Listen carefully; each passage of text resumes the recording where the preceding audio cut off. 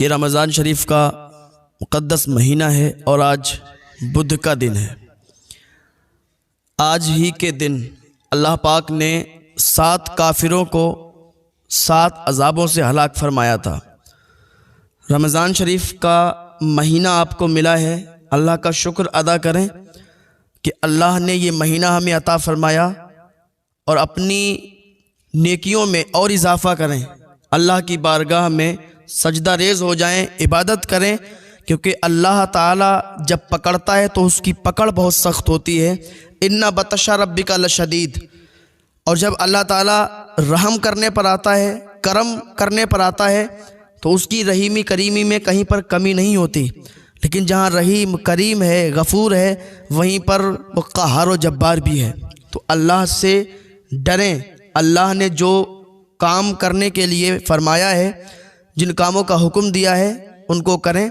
अल्लाह से बगावत ना करें, क्योंकि अल्लाह ताला ने तुमसे पहले न जाने कितनी कौमों को तबाह बर्बाद किया उनकी नाफरमानी पर, कि उन्होंने अल्लाह की नाफरमानी की।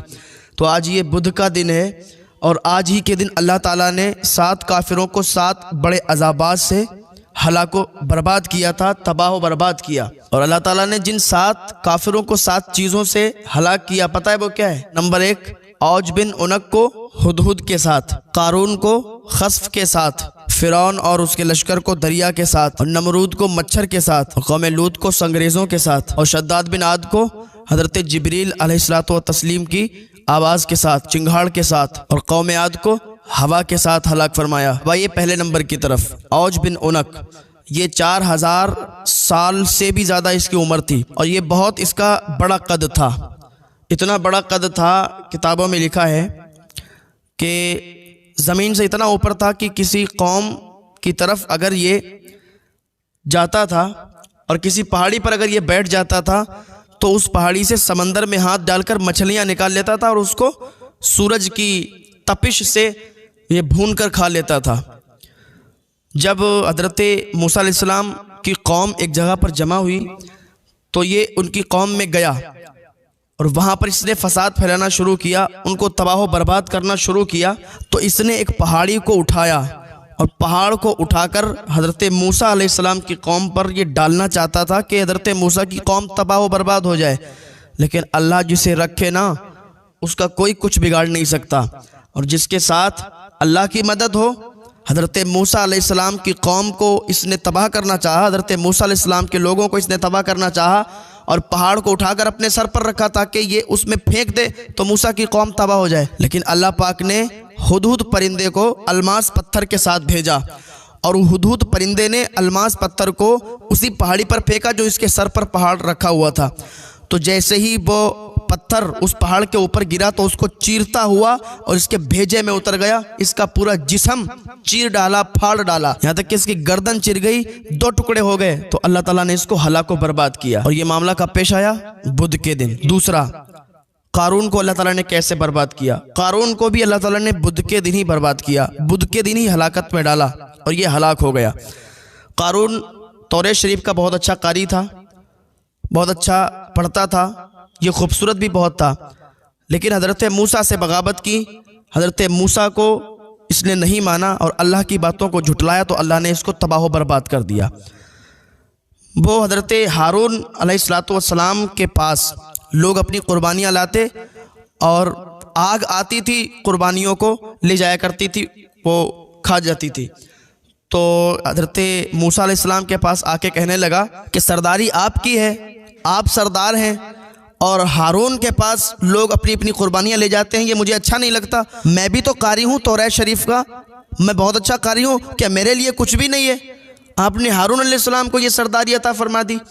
तो हज़रत मूसा अलैहिस्सलाम ने फरमाया कि ये सरदारी मैंने हारून को नहीं दी है, बल्कि अल्लाह पाक ने ये सरदारी अता फरमाई है हारून अलैहिस्सलाम को। कहा यह कैसे हो सकता है? मैं आपकी बात से मुत्तफिक नहीं हूँ, मैं आपकी बात नहीं मानता हूँ। तो हज़रत मूसा अलैहिस्सलाम ने फरमाया, तमाम रऊसा को बुलाया, तमाम जो रईस मालदार थे सबको बुलाया, कहा अपने अपने असा के साथ आओ, एक एक लाठी एक एक डंडा लेके आओ। तो हज़रत मूसा अलैहिस्सलाम ने जब हुक्म फरमाया तो सारे के सारे रईस आए, अपनी अपनी लाठी डंडे को साथ में लाए और पूरी रात उन लोगों ने उन लाठियों डंडों की हिफाजत की, पहरा किया। लेकिन हज़रत मूसा अलैहिस्सलाम ने जब सुबह को देखा तो हज़रत हारून अलैहिस्सलाम की लाठी से सब्ज़े उगे हुए थे, पत्ते टहनी निकली हुई थी, पत्ते उगे हुए थे। तो हज़रत हारून अलैहिस्सलाम के जो असा में ये बरकत देखी कि अल्लाह ताला ने उसमें पत्तों को जारी फरमा दिया, टहनियों को जारी फरमा दिया, उसको हरा भरा कर दिया। तो हज़रत मूसा अलैहिस्सलाम फरमाने लगे, देखो अब भी नहीं मानोगे? तो वो कहने लगा, ये आपकी जादूगरी है, आपने जादू से किया है। हज़रत मूसा अलैहिस्सलाम ने जब ज़कात का हुक्म दिया कि ज़कात अदा करो, तो इसने हज़रत मूसा अलैहिस्सलाम से कहा, ठीक है हम लोग ज़कात अदा करेंगे, जितना माल होगा उसे ज़कात निकाल के आपको देंगे। लेकिन जब इसने अपने ख़जानों की ज़कात निकाली तो काफ़ी ज़कात निकली। तो हज़रत मूसा से कहने लगा कि हम ज़कात नहीं देंगे। हमको भड़काना शुरू किया कि मूसा हम लोगों का पैसा खाना चाहते हैं, ज़कात का सिर्फ एक ढोंग है, पैसा खाना चाहते हैं हम लोगों का। तो कौम के लोगों ने कहा कि भाई आप भी बहुत होशियार हो, आप भी एक अच्छी शख्सियत हो, आप हुक्म दो कि हम लोग क्या करें। तो कारून कहने लगा कि हम ज़कात नहीं देंगे, मूसा हमारे पैसे खाना चाहते हैं, मूसा को बदनाम करो, इन पर तोहमत लगाओ। कहा कैसे लगाई जाए? कहा एक औरत को बुलाओ। पैसे देकर एक औरत को बुलाया गया। और देखो ये हर दौर में चला आया है कि नेक लोगों पर तोहमत लगाई जाती है, लेकिन अल्लाह उनकी मदद फरमाता है और वो उससे बरी जिम्मा होते हैं। नेक लोगों पर तोहमत लगती हुई आई है। आज अगर कोई नेक हो उस पर तोहमत लगा दी जाए तो घबराना नहीं, परेशान मत होना। हमारे नबियों पर भी तोहमतें लगाई गई, लेकिन अल्लाह जिसका साथ देता है ना, फिर उस पर कोई तोहमत लगाए या लाख उसका बुरा चाहे, कोई लाख बुरा चाहे तो क्या होता है, वही होता है जो मंजूर खुदा होता है। तो कारून ने एक औरत को बुलाया, उसको बेशुमार दौलत दी और कहा तुम्हें मूसा पर यह तोहमत लगाना है। तो सब लोग जब जमा हुए, इकट्ठा हुए, तो कारून कहने लगा कि आप कुछ नसीहत फरमाइए। तो हज़रत मूसा अलैहिस्सलाम ने तकरीर करना शुरू की और नसीहत करना लोगों को शुरू की कि अगर कोई चोरी करता है तो उसकी सज़ा ये है, अगर कोई जिना करता है तो उसको 100 कोड़े मारे जाएंगे, अगर वो बीवी वाला है तो उसको फिर संसार किया जाएगा, अगर वो कुंवारा है तो 100 कोड़े मारे जाएंगे। तो कारून कहने लगा कि ये हम लोगों के लिए है या अगर आप ऐसा करें तो आपके लिए भी है? तो हज़रत मूसा अलैहिस्सलाम फरमाने लगे ये सब के लिए है, अगर मैं ऐसा करूँगा तो मेरे लिए भी है। तो फिर वो औरत खड़ी हो गई, कारून ने उस औरत को खड़ा किया, कहा लोगों सुनो सुनो, ये बड़ी तकरीर करते हैं और ये ऐसे ऐसे हमको बाज़ो नसीहत करते हैं, लेकिन सुनो इनके कारनामे क्या हैं, ये औरत बताएगी। वो औरत जैसे ही खड़ी हुई तो हज़रत मूसा अलैहिस्सलाम ने फरमाया क्या बात है बताओ। जब हज़रत मूसा अलैहिस्सलाम अल्लाह का नबी उस औरत से कहता है कि बताओ क्या बात है, तो औरत ने हज़रत मूसा के इसी जुमले पर घबरा गई और कहने लगी कोई बात नहीं है, ये कारून जो है ना इसने मुझे बेशुमार दौलत दी है कि आप पर मैं बहुतान लगाऊं, आप पर तोहमत लगाऊं, हालांकि आप नेक हो, आपने कोई गुनाह नहीं किया, ये मुझ पर इसने बेशुमार दौलत लुटाई है और मुझे ख़रीदा है कि आप पर तोहमत लगाऊं, आपको बदनाम करूं। हज़रत मूसा अलैहिस्सलाम सजदे में गिर गए, रोने लगे, अल्लाह की बारगाह में फरियाद की मौला अगर मैं तेरा रसूल हूँ, मैं तेरा नबी हूँ, तो कारून पर अजाब नाजिल फरमा दे। अल्लाह का हुक्म हुआ, वही नाजिल हुई, ए मूसा मैंने ज़मीन को तेरे ताबे किया है, तू ज़मीन को हुक्म दे। तो हज़रत मूसा अलैहिस्सलाम ने फरमाया कि जितने लोग कारून के साथ हैं वो उसके साथ खड़े रहें और जितने मेरे साथ हैं, मेरे अल्लाह के फरमाबरदार हैं, वो मेरे साथ आ जाएं। तो कारून के साथ सिर्फ 2 लोग खड़े रहे और बाकी सब हज़रत मूसा की तरफ आ गए। फिर अल्लाह ने ज़मीन को हुक्म दिया, ए ज़मीन इनको धंसा दे। तो मूसा अलैहिस्सलाम से कारून मिन्नतें करता रहा कि माफ़ कर दो मुझे, छोड़ दो, लेकिन हज़रत मूसा अलैहिस्सलाम ने उसको ज़मीन में धंसा दिया। जब ज़मीन में धंसने लगा तो ये कौम बनी इसराइल ये कहने लगी कि मूसा अलैहिस्सलाम कारून के ख़जानों को हड़पना चाहते हैं, कारून के ख़जानों को लेना चाहते हैं और इसी वजह से ये इसको धंसा रहे हैं। तो अल्लाह पाक की बारगाह में हज़रत मूसा अलैहिस्सलाम ने दुआ की तो उसके ख़जाने, उसके महल सब के सब ज़मीन में धंसने लगे और यहाँ तक कि कारून तबाह हो गया, उसके ख़जाने तबाह हो गए। तो अल्लाह ताला क़हार व जब्बार भी है, अल्लाह ताला रहीम और करीम भी है। तो अल्लाह की बारगाह में दुआएं किया करें, अल्लाह की बारगाह में नेक अमल किया करें, क्योंकि अल्लाह की पकड़ अभी हम लोगों की तरफ है नहीं, और जब पकड़ होगी तो फिर कोई नहीं बचा सकता।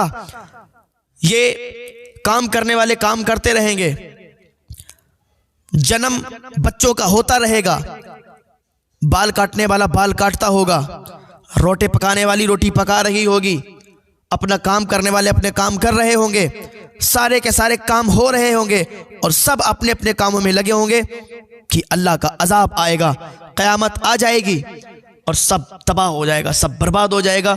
उस टाइम हमें फिर तौबा की घड़ी भी नहीं मिलेगी, तौबा का वक्त भी नहीं मिलेगा, तौबा का दरवाज़ा यूँ बंद हो जाएगा, फिर हम तौबा नहीं कर सकते। तो अभी हमारे पास टाइम है ना, वक्त है अल्लाह की बारगाह में पलटने का। तो अल्लाह की बारगाह में आ जाइए, अल्लाह तो एक तौबा से तुम्हें माफ़ फरमाने वाला है, एक तौबा से माफ़ फरमा देगा। तुम हो क्या यार, कहाँ सोचते हो ये नाजुक जिस्म अजाब बर्दाश्त नहीं कर पाएगा। ये रमज़ान शरीफ का महीना है, पाक महीना है, इसी में अल्लाह की बारगाह में आ जाएं। मैं कोई पागल नहीं हूँ, मैं कोई पागल नहीं हूँ जो आपको इतना समझाता हूँ, इतना बताता हूँ। हाँ, गला पड़ जाता है, बताता रहता हूँ, इसमें मेरा क्या है, आपका ही तो फायदा है। अल्लाह का पैगाम सुना रहा हूँ मैं, सवाब तो मुझे मिल रहा है, लेकिन मुझसे कई ज़्यादा आपका फ़ायदा है अगर आप अल्लाह की बारगाह में लौटेंगे। तो ज़रा समझ लाएं, अपने अकल इस्तेमाल करें कि ये बताने वाला क्यों इतना चीख रहा है, क्यों बता रहा है। अल्लाह का फरमान, भाई एक पैगाम पहुँचाने वाला तो पैगाम पहुँचा देता है, बाकी मसला जिसके पास पैगाम जा रहा है वो देखे, जिसने पहुँचाया है वो देखे। तो हम यही काम कर रहे हैं कि आप तक अल्लाह का पैगाम पहुँचाना, ताकि हमारी पकड़ ना हो और अल्लाह की बारगाह में सवाल होगा कि तुमने क्यों नहीं बताया जब तुम जानते थे। तो ज़रा अपनी अकल इस्तेमाल करें, हम किस दौर में जी रहे हैं। हमारे साथ हुजूर की दुआएं हैं और हुजूर हमारे साथ हैं, इसीलिए इस कौम की तबाही और बर्बादी नहीं हो रही है। लेकिन जब गुनाह और पाप ज़्यादा बढ़ जाते हैं तो फिर अजाब शुरू हो जाते हैं, अजाब आ जाते हैं। तो अल्लाह की बारगाह में दुआएं करें, फरियादें करें, नेक अमल करें, गुनाहों से बाज आ जाएं। अभी तौबा का टाइम है, वक्त है। तो अल्लाह ताला ने बुध के दिन क़ारून को तबाह किया। अब आई तीसरे नंबर पर फ़िरौन को भी अल्लाह ताला ने बुध के दिन ही तबाह किया। फ़िरौन दरिया में डुबो दिया गया, हज़रत मूसा अलैहिस्सलाम का लश्कर निकल गया और फ़िरौन को तबाह व बर्बाद कर दिया गया। फ़िरौन भी बहुत जालिम था, बहुत जुल्म करने वाला था। अब आइए 4 नंबर पर, नमरूद को अल्लाह ताला ने मच्छर के ज़रिए से, वो भी लंगड़े मच्छर के ज़रिए से हलाक किया। नमरूद, इसने हुकूमत की है। तो नमरूद ये ऐसा शख्स था कि इसने खुदाई का भी दावा किया और हज़रत इब्राहीम अलैहिस्सलाम इसकी हिदायत के लिए आए। हज़रत इब्राहीम अलैहिस्सलाम ने इसको हिदायत, काफ़ी इसको बुलाया कि अल्लाह की तरफ आ जाओ, अल्लाह एक है, अल्लाह के सिवा कोई माबूद नहीं, लेकिन इसने झुटला दिया, अपने आप को खुदाई का दावा किया। यहाँ तक कि हज़रत इब्राहीम अलैहिस्सलाम को आग में डलवाया। लेकिन मैंने वही कहा ना कि अल्लाह जो चाहता है वो होता है ना। आग में फिकवाया गया तो आग गुलजार हो गई, आग फूल बन गई, ठंडी हो गई आग। हज़रत इब्राहीम अलैहिस्सलाम सलामती के साथ बाहर आ गए, वापस आ गए। तो हज़रत इब्राहीम अलैहिस्सलाम ने तो काफ़ी इसको ईमान की दावत दी कि अल्लाह के सिवा कोई माबूद नहीं, अल्लाह की तरफ आ जाओ। लेकिन ये नहीं आया, खुदाई का दावा कर बैठा और हज़रत इब्राहीम अलैहिस्सलाम से पंगा लिया और अल्लाह की बातों को झुटलाया और कहा कि तुम अपने अल्लाह की फ़ौज को बुला लो, मेरे पास भी बड़ी फ़ौज है, फिर हम लड़ते हैं, देखते हैं कौन जीतता है। अल्लाह से बगावत की और अल्लाह फरमाता जो मुझसे बगावत करता है मैं उसे तबाह बर्बाद कर देता हूँ, मैं उसे हलाक कर देता हूँ। तो ये बगावत इसने अल्लाह से की कि अल्लाह की फ़ौज को बुला लो। इसके पास 7 लाख से भी ज़्यादा फ़ौज थी और उसी फ़ौज पर ये बहुत इतराता था, बहुत मुतकब्बिर हो गया था। अल्लाह पाक ने हज़रत इब्राहीम अलैहिस्सलाम से फरमाया, हज़रत इब्राहीम ने अल्लाह की बारगाह में दुआ की, अल्लाह तू अपनी फ़ौज को आसमान से नाजिल फरमा। तो हज़रत इब्राहीम अलैहिस्सलाम की दुआ पर अल्लाह ने मच्छरों की फ़ौज को, इसकी वही 7 लाख से ज़्यादा जो इसके पास फ़ौज थी, नाजिल फरमा दिया। मच्छर सबसे कम ताकत वाला मच्छर होता है। अगर वो ज़्यादा खून पी ले, ज़्यादा अगर वो शिकम शेर हो जाए तो वो मर जाता है, उसका पेट फट जाता है। यानी हर जानवर, हर चीज़ ज़्यादा खाने से मजबूत होती है, ताकतवर होती है। लेकिन मच्छर अगर ज़्यादा शेर हो जाए, ज़्यादा शिकम शेर हो जाए तो फिर वो मर जाता है। अल्लाह ने उसी कमज़ोर मखलूक को जो मच्छर है नाजिल फरमा दी। यहाँ तक कि नमरूद की जितनी कौम थी, जितनी इसकी फ़ौज थी, सब की सब तबाह हो गई, बर्बाद हो गई। अल्लाह ताला ने फिर लंगड़े मच्छर को नमरूद की तरफ भेजा और वो नमरूद की नाक में घुस गया, दिमाग में बैठ गया। लंगड़ा मच्छर कमज़ोर, और वो इसके दिमाग में काटता था तो ये जिसके जूते मारे जाते थे। और वो लंगड़ा मच्छर 40 या 40 से ज़्यादा दिन तक इसके दिमाग में काटता रहा, इसका दिमाग खाता रहा, खून पी लिया, नोच नोच कर इसका दिमाग ख़राब कर दिया, और ये लंगड़े मच्छर से मर गया। तो अल्लाह से पंगा लेना, अल्लाह से बगावत करना, अल्लाहु अकबर, ऐसा कभी ना सोचना कि अल्लाह से बगावत करो, क्योंकि अल्लाह से जो बगावत करता है अल्लाह उसे तबाह बर्बाद कर देता है। अब आए 5वें नंबर पर कि कौम लूत को अल्लाह ने संगरेज़ों से कैसे बर्बाद किया। कौम लूत, ये इनकी कौम में, हज़रत लूत अलैहिस्सलाम की कौम में बदफेली ज़्यादा होती थी। मर्द मर्द से बदफेली करता था, औरत औरत से बदफेली करती थी, और ये लोग सीटी मारते थे, सीटी बजाते थे, रीह तेज़ से खारिज करते थे। बहुत सी इनमें बदफेलियाँ थीं। तो अल्लाह ने लूत अलैहिस्सलाम को इस कौम में भेजा कि लूत अलैहिस्सलाम इनको ईमान की दावत दें। हज़रत लूत अलैहिस्सलाम ने कलमे की दावत दी कि अल्लाह के सिवा कोई माबूद नहीं है, अल्लाह एक है। इनको समझाने की कोशिश की, समझाया तो इन्होंने लूत को झुटला दिया कि देखो कितने बाहया बनते हैं, और कौम से बाहर कर दिया, निकाल दिया। अल्लाह ताला ने हुक्म फरमाया कि लूत अपनी फैमिली को लेकर निकलो। हज़रत लूत अलैहिस्सलाम अपनी फैमिली को लेकर निकले और फरमाया कि पीछे मुड़ के मत देखना, इन पर अब पत्थरों की बारिशें होंगी। हज़रत लूत अलैहिस्सलाम निकल गए, पत्थरों की बारिश शुरू हो गई। जिस पर पत्थर गिरता था उसके जिस्म, उसके धड़ फट जाते थे, बीच से उसके जिस्म कट कट के गिरते थे। हज़रत लूत अलैहिस्सलाम की बीवी ने पीछे मुड़ के देखा, अल्लाह का हुक्म था कि पीछे मुड़ के मत देखना। लूत अलैहिस्सलाम की बीवी ने पीछे मुड़ के देखा और कहा हाय मेरी कौम। जब कहा हाय मेरी कौम, तो फिर एक पत्थर आया और लूत अलैहिस्सलाम की बीवी पर गिरा और उसे भी तबाह बर्बाद कर दिया। अल्लाह ने फरमाया था ना पीछे मुड़ के मत देखना। तो लूत अलैहिस्सलाम की बीवी ने पीछे मुड़ के देखा। एक बात याद रखें, लूत अलैहिस्सलाम की बीवी बदकार नहीं थी, सिर्फ इतना जुर्म था कि पीछे मुड़ के देखा और कहा हाय मेरी कौम। नबी की बीवी काफरा तो हो सकती है लेकिन बदकार नहीं हो सकती। तो लूत अलैहिस्सलाम की बीवी पर अजाब किस वजह से आया कि उसने सिर्फ मुजरिमों का साथ दिया और अपनी मुजरिमों को अपनी कौम कहा। आज अगर हम अपने गिरेबान में झांक कर देखें, हम मुजरिम हैं या मुजरिम का साथ देते हैं, हम कितने गुनाह करते हैं, हमारे अंदर कितने गुनाह हैं, जरा हम देखें अपनी गिरेबान में झांक कर। तो अल्लाह ताला जब मुजरिमों का साथ देने पर नबी की बीवी को हलाको बर्बाद कर सकता है, हमारी औकात क्या है, आपकी औकात क्या है कि अल्लाह के अजाब के सामने टिक सकें। ये नाजुक जिस्म बर्दाश्त नहीं कर सकते उन अजाबात को जो अल्लाह की तरफ से दिए जाएंगे। हाँ, दुनिया में अगर अब ज़रा सा कांटा चुभ जाए तो जान निकल जाती है, तो वो तो वहाँ का अजाब कौन कैसे बर्दाश्त कर पाएगा। अल्लाह की बारगाह में तौबा कर लें। अब आइए वो 6 नंबर कि शद्दाद को अल्लाह ताला ने हज़रत जिब्रील अलैहिस्सलाम की चिंगाड़ से, आवाज़ से तबाह बर्बाद किया, हलाक किया। शद्दाद जिसने जन्नत बनाई थी और जिसने कहा, इसने एक आसमानी किताब को पढ़ा, जन्नत का जिक्र था उसमें, तो इसने हुक्म दिया कि एक जन्नत को बनाया जाए। जन्नत तैयार हुई तो ये और इसकी कौम जन्नत में दाखिल होने ही जा रहे थे। जो इसकी बनाई हुई जन्नत थी, कदम रखने ही जा रहे थे कि हज़रत जिब्रील अलैहिस्सलाम की ऐसी आवाज़, ऐसी चिंगाड़ आई कि ये पूरी की पूरी कौम तबाह हो गई, पूरी की पूरी कौम बर्बाद हो गई। और 7 नंबर कि कौम आद को अल्लाह ताला ने कैसे तबाह बर्बाद किया। कौम आद, इनके जो बच्चे होते हैं ना, बच्चे लिखा है कि 300 साल के बाद इनके बच्चे बालिग होते थे। बहुत लंबे लंबे कद के होते थे, 40-40, 50-50 गज़ के ये लंबे हुआ करते थे। तो इनमें तकब्बुर था कि हमसे बड़ा कौन है। तो हज़रत हूद अलैहिस्सलाम ने इनको कलमे की दावत दी, इन्होंने ठुकराया। हज़रत हूद अलैहिस्सलाम को भी ठुकराया और कहा कि कौन है जो हमसे ज़्यादा ताकतवर है। तो हज़रत हूद अलैहिस्सलाम से जब इन्होंने इतना कहा और अल्लाह से बगावत की, अल्लाह से नाफरमानी की, तो अल्लाह ने कहत नाजिल फरमाया। तो ये पूरी के पूरे कौम तबाह होने लगी।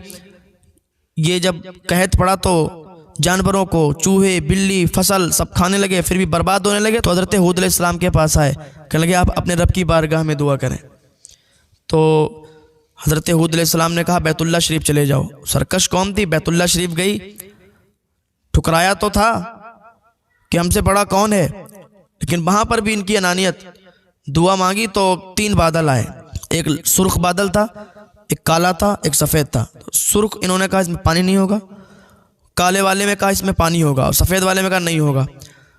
तो अल्लाह से बगावत की थी इन्होंने। जब ये तबाह बर्बाद होने लगे तो हज़रत हुद अलैहिस्सलाम के पास आए, और जब बादल इन्हें मिल गया तो अपनी कौम की तरफ वापस पलटे, तो बादल इनके साथ साथ चलने लगा, वो काला बादल। लेकिन फिर इन्होंने हुद को ठुकराया, हुद को झुटलाया, तो बादल से ऐसी हवा जारी हुई, अल्लाह ने बादल से ऐसी हवा जारी की कि इनके बड़े बड़े कद वाले ये जिस्म, बड़े बड़े कद वाले ये लोग तबाह बर्बाद हो गए, हवा में सब तबाह हो गए। तो अल्लाह ताला जब तबाह बर्बाद करना चाहता है, जब कौम को हलाक करना चाहता है, तो फिर उसकी पकड़ से कोई नहीं बच सकता। तो इतने बड़े बड़े जिस्म वाले, इतने बड़े बड़े जिस्म वाले अल्लाह ताला तबाह बर्बाद कर देता है। तो फिर हमारे छोटे जिस्म और इतने हम गुनाहगार, तो वजह यही है कि हमारे दरमियान हुजूर की दुआएं हैं, जो ज़ाहिरी और दायमी अजाब नहीं है, लेकिन कल मैदान महशर में जब हिसाब किताब होगा तब तुम्हें पता चलेगा। मर के यहाँ से चले जाओगे तब तुम्हें पता चलेगा कि अल्लाह का अजाब क्या होता है। आज कर लो, गुनाह पे गुनाह लगे हुए हैं लोग, गुनाह पे गुनाह करते हैं, समझ में आता नहीं है, लेकिन मरने के बाद पता चलेगा कि ये अजाब, इसकी तकलीफ़ क्या होती है। आए अल्लाह की बारगाह में दुआ करें, रमज़ान शरीफ का पाक महीना मिला है, इबादत करें, अल्लाह से नेक अमल करें, अल्लाह की बारगाह में दुआ करें कि अल्लाह हमें गुनाहों से बचने की तौफीक अता फरमा दे और हमारी ज़िंदगी नेक वाली ज़िंदगी हो जाए, नेक लोगों का साथ लें, नेक लोगों के साथ बैठें। अल्लाह ताला हमें गुनाहों से बचने की तौफीक अता फरमाए।